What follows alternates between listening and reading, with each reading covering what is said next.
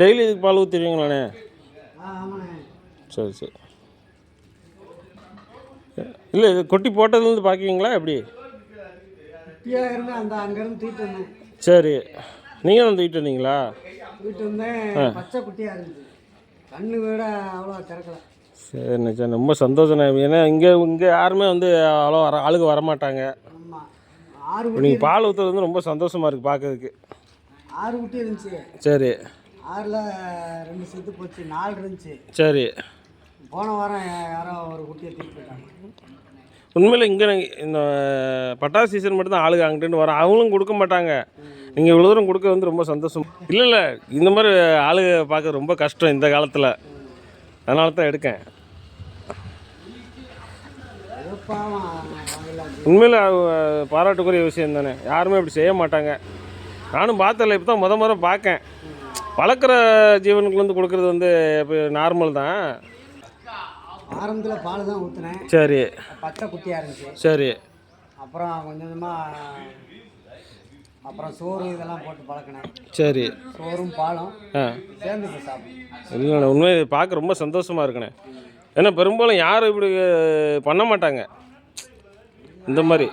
அதுக்கு வாய் இருந்தாலும் கேட்டோம் கொடுங்கன்னு. அது ஒரு குழந்தைகள் மாதிரி தானே.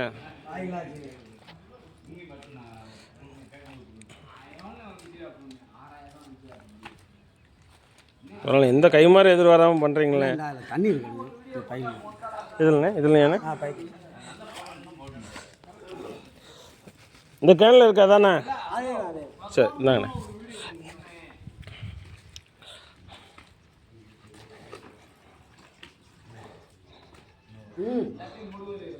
பொறுமையாக பொறுங்க.